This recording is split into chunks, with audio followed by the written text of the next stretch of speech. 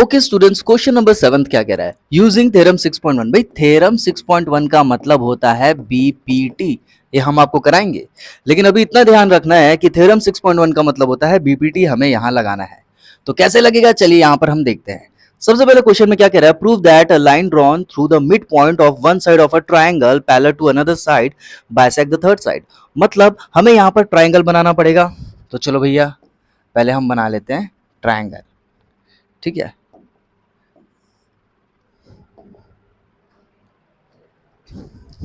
Last है। Okay student, ध्यान से सुनना, क्वेश्चन नंबर 7 बहुत ज्यादा इंपॉर्टेंट है। कह रहा है यूजिंग थ्योरम 6.1। भाई थ्योरम 6.1 का मतलब है हमें बीपीटी बताना है। इतना ध्यान में रखना, क्योंकि थ्योरम 6.1 क्या कहता है? बीपीटी बताना है, ये कहता है। ठीक है, तो चलो करेंगे कैसे। पहले क्वेश्चन रीड करेंगे। Prove that a line drawn through the mid point of the one side of a triangle parallel to another side bisect the third side. इसका मतलब क्या है, पहले ध्यान से सुनना। भैया ट्राइंगल बोला है, तो यहां पर हम क्या बनाएंगे? एक ट्राइंगल बनाएंगे। बन गया ट्राइंगल, नाम दे देंगे ए बी सी। क्या बोला है? एक लाइन ड्रॉ करना है मिड पॉइंट से, है ना। मान के चलो ये पहला साइड है ट्राइंगल का। ट्राइंगल के 3 साइड होते हैं, पहला साइड, बी सी हमारा दूसरा साइड, और ए सी हमारा तीसरा साइड है। ऐसा मान करके चलना है। ठीक है, अब आगे देखो। यहां पर हम मिड पॉइंट ले लिए इस पॉइंट को, क्योंकि कह रहा है एक लाइन ड्रॉ करना है। तो चलो भैया, मिड पॉइंट से एक लाइन ड्रॉ कर दिए। Mid point of the one side of a triangle, एक साइड से हमने कर दिया एक लाइन ड्रॉ मिड पॉइंट से, जो कि पैरेलल होना चाहिए अनदर साइड के। तो देखो, ये जैसे ही हमने लाइन ड्रॉ किया, ये पैरेलल हो गई इसके। समझ में आ गया? ये लाइन किसके पैरेलल हो गई? इसके पैरेलल हो गई। और क्या हो रहा है? Bisect the third side. Bisect का मतलब होता है दो इक्वल पार्ट्स में बांटना। पहले इसको समझो यार। ये ए है, ये बी है। मान लो ये 10 किलोमीटर है।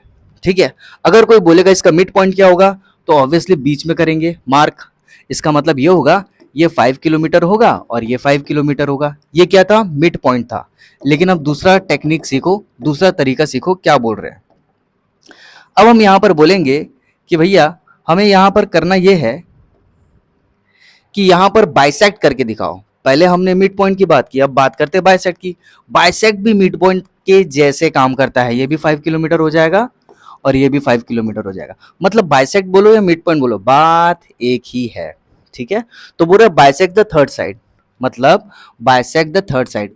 इसको क्या कर रहा है? बाइसेक्ट कर रहा है, मतलब दो इक्वल हाफ में बांट रहा है। तो कैसे करेंगे, चलो देखो।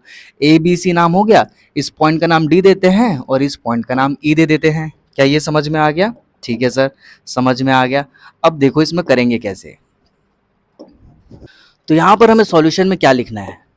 सबसे पहली बात, हमें प्रूव क्या करना है? टू प्रूव, प्रूव क्या करना है? प्रूव ये करना है कि थर्ड साइड को बाइसेक्ट किया। क्वेश्चन जैसा बोल रहा है वैसे ही करेंगे। मतलब हमें बताना है कि ई जो है बाइसेक्ट कर रहा है एसी को।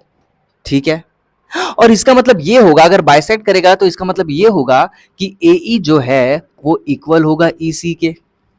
जो ए ही है वो ई सी के इक्वल होगा, क्योंकि बाइसेक्ट कर रहा है। यहां तक चीजें समझ में आ गई? ठीक है, अब देखो गिवन हमारे पास क्या है। गिवन में हमारे पास है A D equals to D B. Sir ये कहां से पता चला? भाई ये मिड पॉइंट है, इसका मतलब A D by D B होगा। ठीक है सर, ये होगा।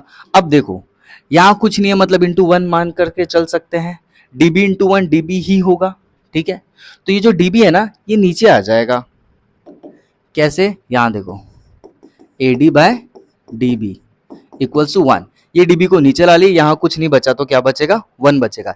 ये हो जाएगा हमारा इक्वेशन नंबर 1। क्या बात समझ में आ गई? अब देखो डीई पैरेलल दिख रहा है कि नहीं बीसी के?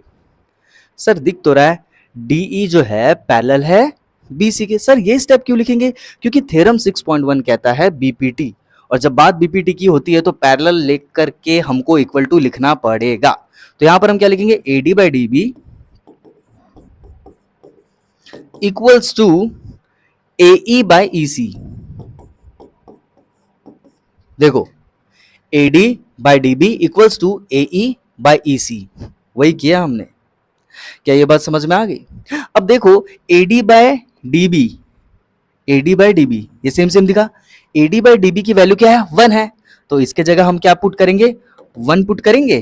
तो यहां पर देखो क्या आएगा, इसके जगह हम लिखेंगे 1 इक्वल्स टू, और ये लिख देंगे जैसे का तैसा, AE बाय EC। समझ में आ गया? अब ये जो EC है ना इधर चले जाएगा LHS में, तो क्या हो जाएगा? EC इक्वल्स टू AE, क्योंकि EC जब यहां जाएगा तो EC इंटू 1 होगा EC। क्या ये बात समझ में आ गई? इसका मतलब ये है कि AE जो है EC के इक्वल है ना? लेकिन यहां पर आप लिखना भूलेंगे नहीं बाय BPT, क्योंकि ये बीपीटी के वजह से आता है। अगर पैरेलल है तो रेशियो उसके क्या होंगे? इक्वल होंगे। ये हो गया बीपीटी, ये हो जाएगा हमारा सेकेंड इक्वेशन। नाम दो, ठीक है, दे दिए सेकेंड इक्वेशन। इसके बाद हमने ये किया, ये भी समझ में आ गया। अब क्या करेंगे सर? देखो भाई, अगर ये वाली लेंथ इस लेंथ के इक्वल है, इसका मतलब ई क्या हो जाएगा? बाइसेक्ट कर जाएगा। किसको? AC को। तो लिखेंगे देयरफॉर, अगर EC इक्वल टू AE है तो लिखेंगे therefore E is the bisect of AC। और यही हमें प्रूफ करना था कि बाइसेक्ट कर रहा है थर्ड साइड को, और यही है हमारा थर्ड साइड जिसके बारे में अभी हमने बताया कि E जो है वो बाइसेक्ट कर रहा है AC को। कैसे पता चला? फिर से ध्यान से सुन लो कि बाइसेक्ट कर रहा है भैया, अगर E मिड पॉइंट है या फिर AE इक्वल हो गया EC के, जो कि हुआ यहां पर देखो, EC किसके इक्वल हो गया? AE के। EC किसके इक्वल हो गया? AE के। अगर ये इक्वल है तो ऑब्वियसली ये मिड पॉइंट होगा, तो मिड पॉइंट होगा या बाइसेक्ट होगा, दोनों का मतलब एक ही होता है। तो लिखेंगे therefore E is the bisect of AC। I hope आपको सारी की सारी चीजें समझ में आ गई होगी। मिलते हैं अगले वीडियो में। Till then bye.